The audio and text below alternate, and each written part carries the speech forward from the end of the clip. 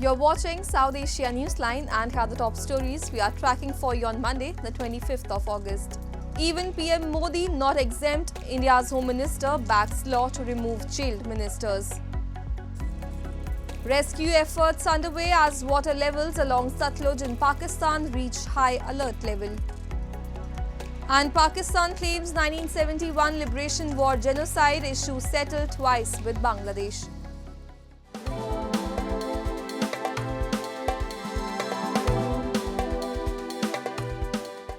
And now for all the details.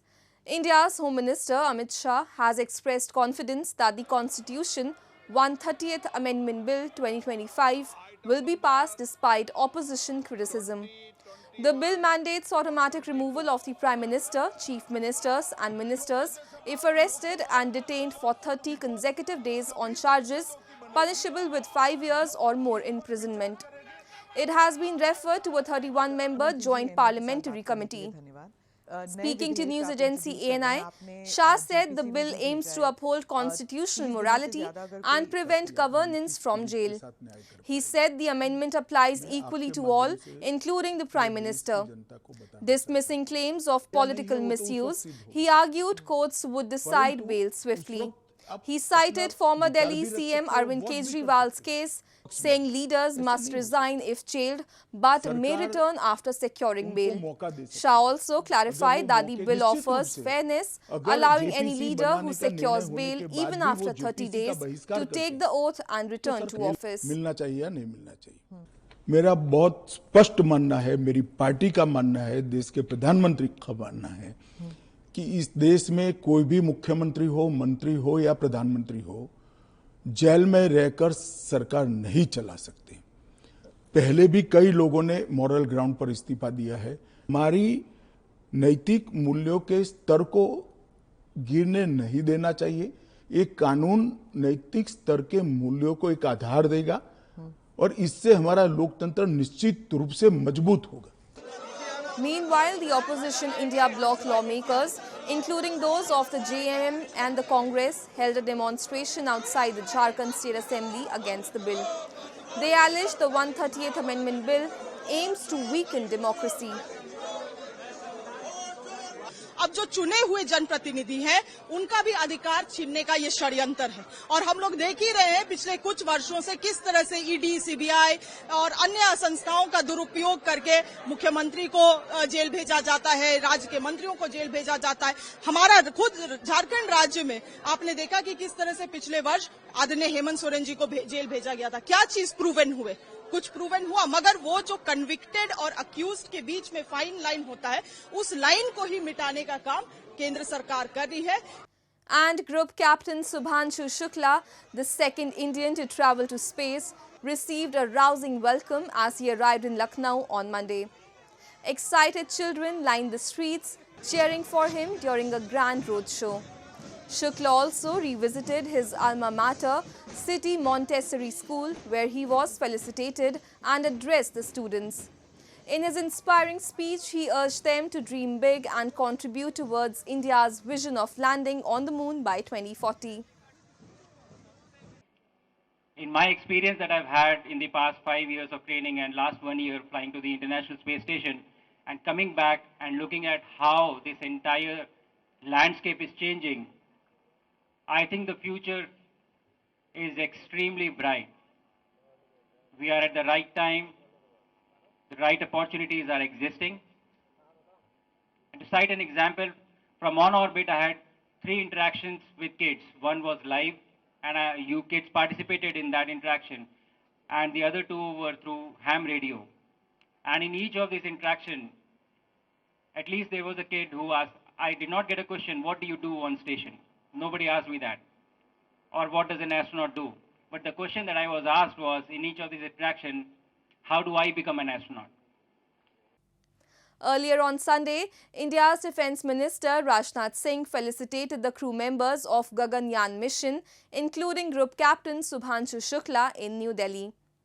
Highlighting India's remarkable space journey from lunar missions to Mars exploration, the minister underscored the Gaganyaan space mission as a testament to a self-reliant India standing tall among global space powers. And water levels along the Sutlej river reached a high flood level of 1,29,866 cusecs at the Ganda Singh Wala in Pakistan's Punjab province, prompting authorities to issue a high alert for the region on Sunday. Rescue teams have evacuated over 19,000 people from the flood-prone areas in past 24 hours, though many villagers were hesitant to leave their homes and belongings. Floods across Pakistan have killed 785 since late June, the national authority said, warning of 2 more rain spells by September 10. अभी यहाँ दरिया सतलुज में 1,22,000 का रेला गुजर है, तो ये ऊंचे दर्जे का सैलाब है, लेकिन लोग जो है ना अभी तक वो अपने घर छोड़ने के लिए जो है ना तैयार नज़र नहीं आ रहे। और अभी तक जो है ना हम वॉलंटियरली जो है ना वो ट्रांसपोर्ट या एवैक्यूएशन कर रहे हैं। जो लोग जाना चाहते हैं हम उनको ले जाते हैं, लेकिन जो है ना ज़बरदस्ती अभी तक हम किसी को नहीं निकाल रहे। तो जो भी जाना चाहे हम उनको निकाल रहे हैं। तो अभी तक जो है हम 5,000 से ज़्यादा लोगों को वो ट्रांसपोर्ट सर्विस फराहम कर चुके हैं और 800 से ज़्यादा मवेशियों को भी निकाल चुके हैं यहाँ से।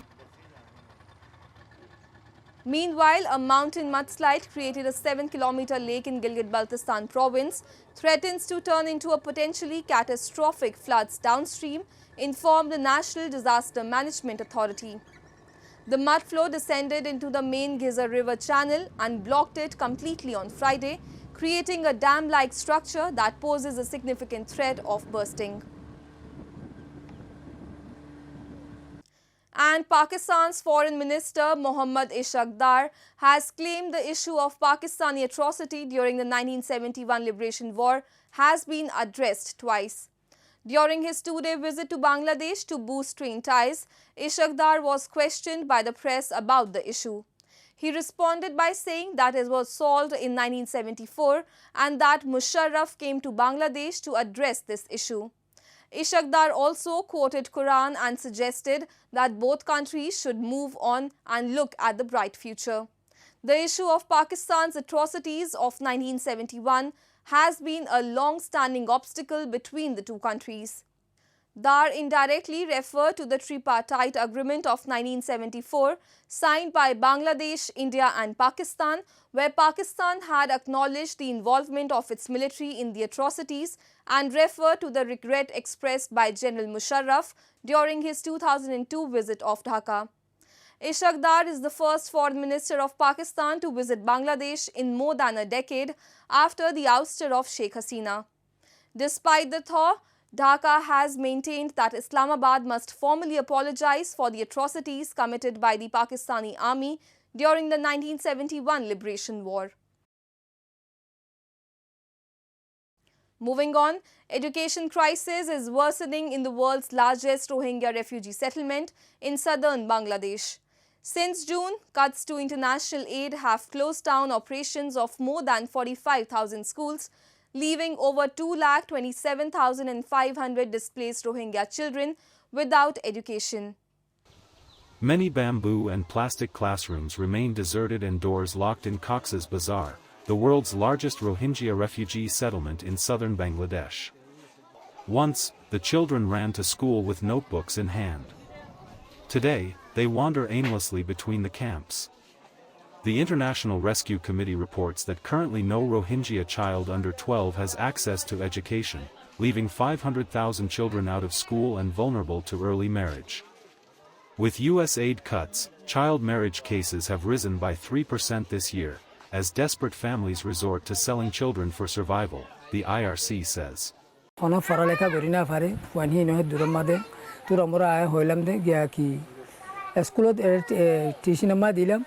এটা তোরা মোরা ফান্না হচ্ছে এর টিয়া উষা লাগে টিয়া উষাটা বাপা আদাসে ফানি না কি করি না পারি অনেকক্ষণ মানে বালা নিজের খান আশা আসলে আশা মধ্যে কিছু করি না পারি এই নয় দুবার বাদ গিয়ে মায়া হয়ে দুয়া আসলে এই নদা ছেড়ে বড় গিয়ে কাকা ফান্না ফরা বেলা মরা আসছিল এটা দাসে সিচুয়েশন কম নয় সবার করে তো এই ফানি ন কি করি না ফেললাম মায়া গিয়ে ফান্না শিক্ষিতা দিনে ফেললাম।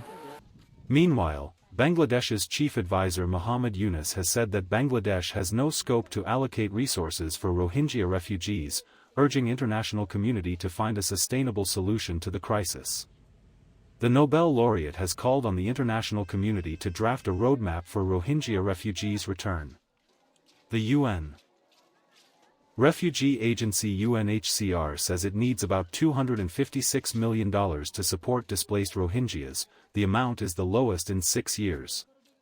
Locking hundreds of thousands of displaced Rohingya children out of classrooms, education will either stop or be severely disrupted without urgent support. It's not just child marriage that we're seeing. Child recruitment within the camps is something that we're very concerned. We don't want children recruited.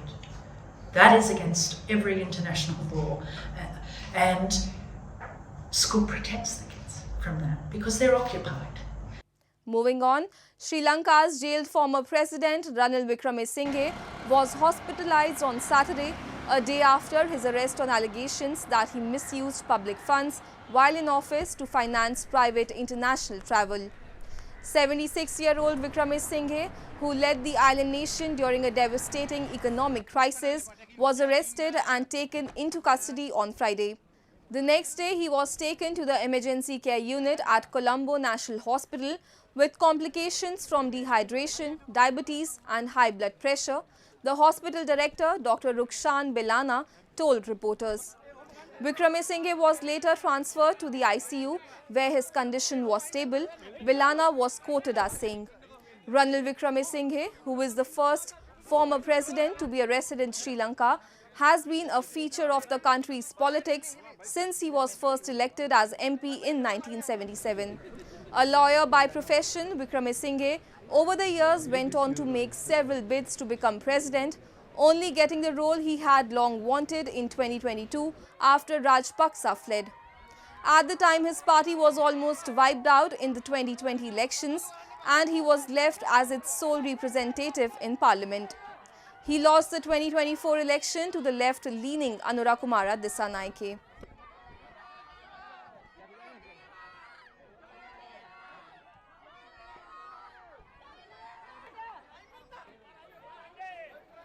That's all in tonight's edition. We will see you same time tomorrow. Good night.